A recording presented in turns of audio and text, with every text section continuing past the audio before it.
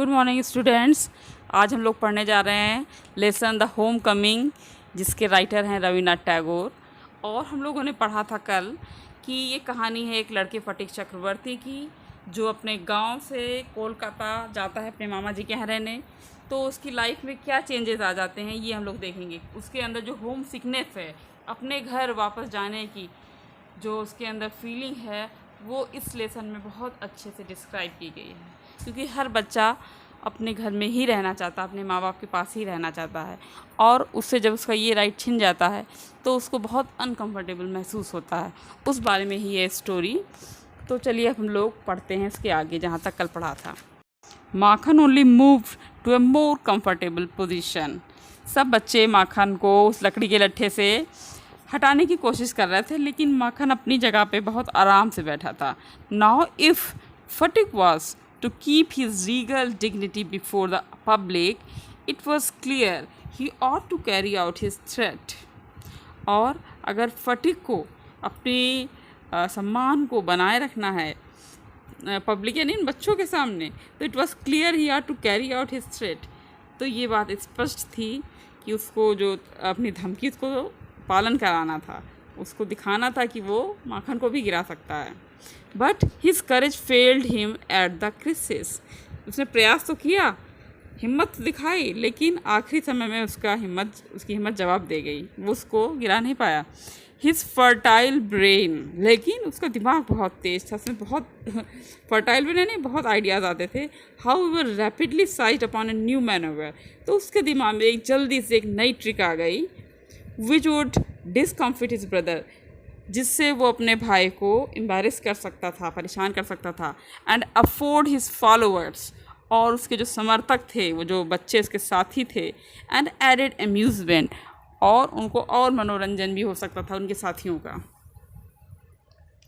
He gave the word of command to roll the log and Makhan over together. उसने क्या command दिया, अपने दोस्तों को क्या आदेश दिया कि इस लट्ठे को लुढ़का दिया जाए, और उसके साथ साथ माखन को भी लुढ़का दिया जाए। Makhan heard the order and made it a point of honour to stick on. Makhan ने वो आदेश सुना, लेकिन उसने इस बात को अपना सम्मान बनाने के लिए रखा कि अब वो उस जगह से नहीं हिल सकता, वो अपनी जगह पे बैठा रहा। But he overlooked the fact, लेकिन उसने इस बात की अनदेखी की कि like those who attempt earthly fame in other matters, that there was peril in it। उसने इस बात की अनदेखी की कि जो लोग सतही यश पाने के लिए, प्रसिद्धि पाने के लिए छोटे छोटे प्रकरणों में वो ये नहीं जानते कि इस तरह की चीज़ों में खतरे भी होते हैं। The boys began to heave at the log with all their might। सब लड़के मिल कर के पूरी ताकत लगा करके उस लकड़ी के लट्ठे को उठाने की कोशिश करने लगे। कॉलिंग आउट 1 2 3 गो। सब बच्चे 1 2 3 और उसको लुढ़काने का प्रयास करने लगे। At the word go the log फेंट। जैसे ही बच्चों ने कहा गो, और तो लॉग चला गया, लट्ठा वो मुढ़कने लगा।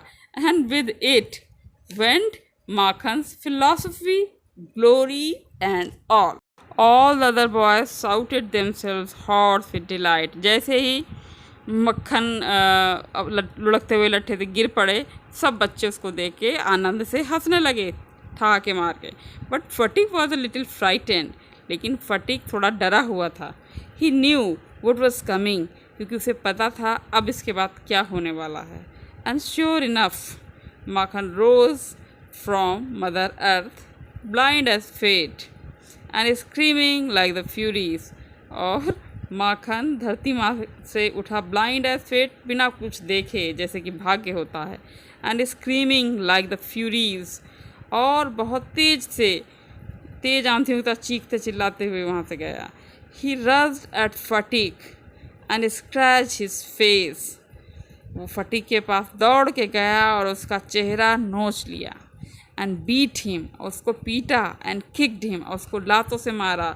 And then went crying home, और उसके बाद रोते हुए घर पहुंचा।